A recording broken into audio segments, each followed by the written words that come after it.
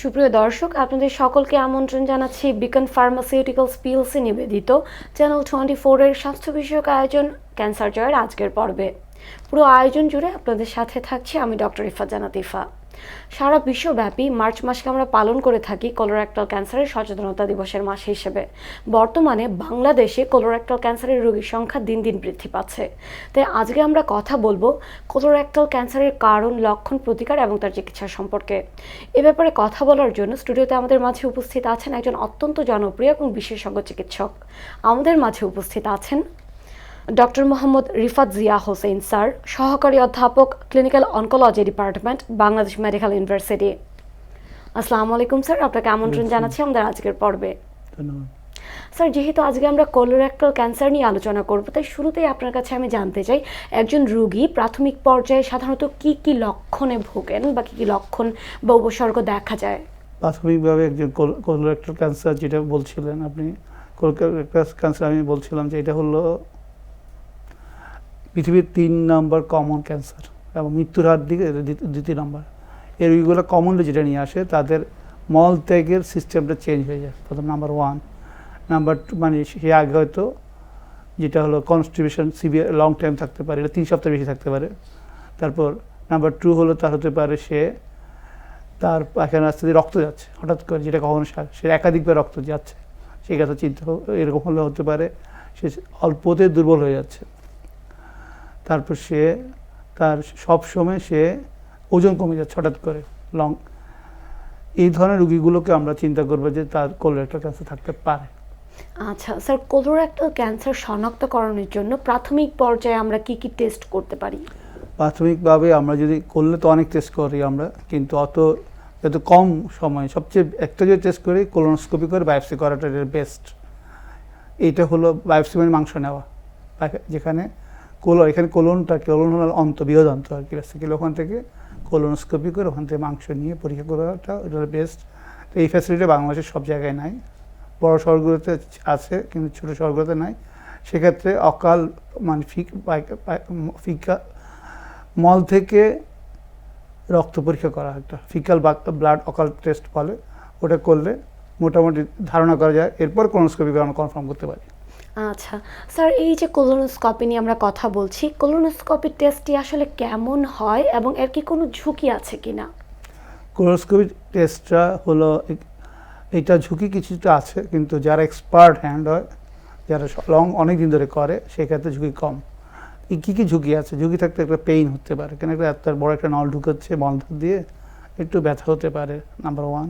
Number 2 হলো আমরা অনেক সময় পলিপ বা ওখান থেকে বায়োপসি নিই, যে মাংস নিই, এই কারণে ব্লিডিং হতে পারে। তারপর হলো কী হতে পারে, ব্লোটিং, পেটে মানে ফাঁপা লাগতে পারে তার। এরপর হলো তার যদি অসাবধানতা হয়, অনেক সময় পারফোরেশন যেটাকে বলে, ফুটা হয়ে যেতে পারে, এইগুলা হয়। তবে খুব এক্সপার্ট হলে হওয়ার সম্ভাবনা অনেক কম। আচ্ছা স্যার, কোলোরেক্টাল ক্যান্সারের ঝুঁকিপূর্ণ বয়স আসলে কোনটা? কারণ বর্তমানে আমরা দেখতে পাচ্ছি ইয়াং জেনারেশনের মাঝেও কোলন ক্যান্সারের একটা ঝুঁকি আছে, তো আসলে ঝুঁকিপূর্ণ বয়স কোনটা? একসময় বলা হতো যে 50-এর পরে বেশি হয়, কিন্তু এখনকার আপনি যেটা বলছেন, আমাদের যেহেতু খাদ্য অভ্যাস চেঞ্জ হয়ে গেছে, আমাদের ইয়াং জেনারেশনের মধ্যে ফাস্টফুড খাওয়ার পরিণত বা হাই ক্যালোরি বা ফ্যাটি খাওয়ার প্রবণতা বেড়ে যাচ্ছে আমাদের একটা বিশাল জনসংখ্যার মধ্যে। এখন আমাদের ইয়াং এজের মধ্যে আমরা দেখি 20-র পরেই আমরা প্রচুর কোলোরেক্টাল ক্যান্সারের পেশেন্ট পাচ্ছি। তাহলে স্যার, কোলোরেক্টাল ক্যান্সারের স্ক্রিনিং কত বয়স থেকে শুরু করা উচিত বলে আপনি মনে করছেন? যেটা হলো এতদিন WHO বা NCCN, যেটা বিদেশি গাইডলাইন, ওরা বলে যে সাধারণ মানুষের যাদের ফ্যামিলি হিস্ট্রি নাই, এক্ষেত্রে 45-এর পর স্ক্রিনিং করতে বলে।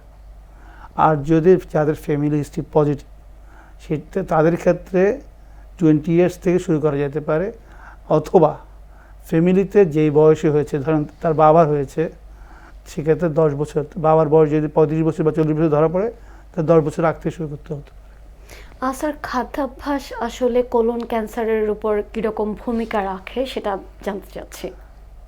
সব ক্যান্সারের মতো কোলোরেক্টাল ক্যান্সারও একই অবস্থা, ক্যান্সারের মূল কারণ আননোন। তবে কিছু খাদ্য অভ্যাসের সাথে এটা প্রচণ্ড সম্পর্কিত। খাদ্যাভ্যাস কী হতে পারে?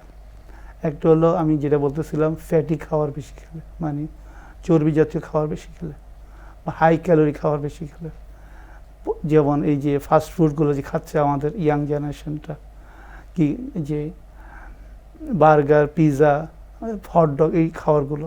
তারপর কম পরিমাণ শাকসবজি খাওয়া, অ্যান্টিঅক্সিডেন্ট সমৃদ্ধ খাবার কম খাওয়া, ক্যালসিয়াম সমৃদ্ধ খাবার কম খাওয়া, তারপর ওবেজ হয়ে যাওয়া, মোটে হয়ে যাওয়া, কম এক্সারসাইজ করা। তারপর ঈদের এটা হওয়ার সম্ভাবনা বেশি, এই ধরনের খাওয়া যারা শাকসবজি ফলমূল যারা কম মানে তাজা, বলতে হবে একটা কথা বলতে হবে, তাজা শাকসবজি ফলমূল, নট ফর্মালি বা কার্বোহাইড্রেট ফুড না, এই মানে যারা তাজা খাবার কম খায় তাদের বেশি হওয়ার সম্ভাবনা বেশি। স্যার বর্তমানে যেহেতু রমজানের সময় চলছে, তাই আমি আপনার থেকে একটু জানতে চাচ্ছি ইফতার এবং সেহরিতে কি ধরনের খাবার খেলে আসলে কোলন ক্যান্সারের ঝুঁকি এড়ানো সম্ভব? আমাদের দেশে আমাদের যে খাদ্য অভ্যাস, আমরা ভাজা, বোনা, পোড়া এই খাবারগুলো বেশি পছন্দ করি। এটা আমাদের অনেক দিন দিয়ে ঐতিহ্য চলে আসতেছে আমাদের জনসমষ্টির মধ্যে। এই খাবারগুলো কিন্তু একটা রিস্ক ফ্যাক্টরের মধ্যে পড়ে যায়। আমাদের এখনই আসলে সচেতন হওয়া উচিত, যত কম এইগুলো খাওয়া যায় তার চেয়ে বরং তাজা খাবারগুলো খাওয়া, বেশি পানীয় সমৃদ্ধ খাওয়া, লেবুর রস হতে পারে, সেটা তাজা ফল, তাজা শাকসবজি, তাজা মাছ, এবং কম পরিমাণ মাংস, লাল মাংস যেটা বলে, লাল মাংস কম খেয়ে বরং সেদ্ধ বা চাইনিজদের মতো যেটা খায় কম মশলাযুক্ত খাবার খেলে আমরা এগুলোতে মুক্তি পেতে পারি। আচ্ছা স্যার, অতিরিক্ত প্রসেসড ফুড খাওয়ার একটা প্রবণতা বাংলাদেশে বর্তমানে খুবই বৃদ্ধি পেয়েছে। তো এই যে প্রসেসড ফুড, এর ভূমিকা কতটুকু কোলন ক্যান্সার অবশ্যই, করার আমি একটু ক্ষেত্রে? আগে বলতেছিলাম প্রসেসড ফুড আমরা এত বেশি খাচ্ছি যে এটার সাথে কোলন ক্যান্সার একটা বিশাল সম্পর্ক, এবং এই কারণে কোলন ক্যান্সার যে কোনো আগের সময় তুলনায় আমাদের দেশে অনেক পরিমাণ বেড়ে গিয়েছে। স্যার ধূমপানের সাথে কোলন ক্যান্সারের সম্পর্ক কেমন? ধূমপান এবং অ্যালকোহল এটাও রিস্ক ফ্যাক্টর। আসলে রিস্ক ফ্যাক্টর যে এত বড় লিস্ট, আমি পুরোটা বললে সময় নষ্ট হবে, ওই জন্য আমি অবশ্যই ধূমপানের সাথে সম্পর্কযুক্ত। আপনি দেখবেন যাদের কোলন ক্যান্সার হয় তাদের বিশাল একটা জনগোষ্ঠী ধূমপানের সাথে জড়িত। স্যার আমাদের গ্রাম বাংলার মানুষ এখনো আসলে কোলন ক্যান্সার সম্পর্কে অতটা জানেন না কিংবা সচেতন না। তো তাদের সচেতনতা বৃদ্ধির জন্য আমরা কি করতে পারি? আমি আমাদের গ্রাম বাংলা মানুষকে বলবো যে যেহেতু ক্যান্সার একটা খরচবহুল একটা চিকিৎসা, তাদেরকে এখনই সচেতন হওয়া উচিত।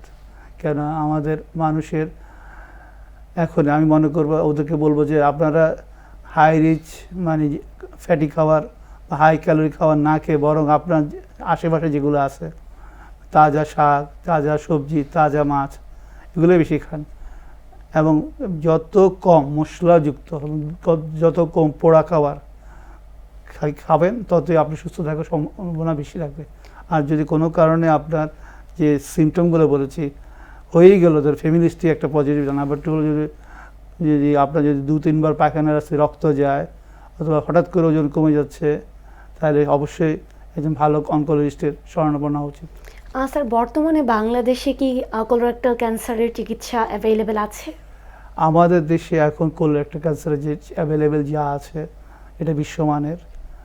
আমাদের অন্তত কেমোথেরাপি, কেননা কোলন ক্যান্সারে কেমো লাগে, আবার রেকটাম ক্যান্সার রেডিওথেরাপি লাগে, সাথে সার্জারি আমাদের অ্যাভেলেবেল, সার্জন অনকোলজিস্ট আছে সাথে। কিন্তু আমাদের যদিও রেডিওথেরাপি মেশিন সংখ্যা কম, বাংলাদেশে 200 উপরে রেডিওথেরাপি মেশিন দরকার, যে দেশে প্রায় 20 লক্ষ ক্যান্সার রোগী আছে, সেখানে আমাদের 24টার মতো মেশিন আছে, কিন্তু আরও মেশিন দরকার। তবে কেমোথেরাপি আমাদের যেটা অ্যাভেলেবল বা ইমিউনোথেরাপি যেটা আছে যেটা যথেষ্ট অ্যাভেলেবেল, আমি মনে করি এটা দিয়ে আমাদের রোগীদের আমরা যথেষ্ট মানে মোটামুটি আন্তর্জাতিক মানের ট্রিটমেন্ট দিতে পারবো। তার মানে স্যার বর্তমানে বাংলাদেশে আন্তর্জাতিক মানের চিকিৎসা হচ্ছে কোলোরেক্টাল ক্যান্সারের। স্যার আপনাকে অসংখ্য ধন্যবাদ আপনার শত ব্যস্ততার মাঝে আমাদের সময় দেওয়ার জন্য। আপনাকে ধন্যবাদ। সুপ্রিয় দর্শক, এই মুহূর্তে আমরা অনুষ্ঠানের একেবারে শেষ পর্যায়ে চলে এসেছি। পরবর্তী পর্ব দেখার আমন্ত্রণ জানিয়ে বিদায় নিচ্ছি। সুস্থ থাকবেন, ভালো থাকবেন, আল্লাহ হাফেজ।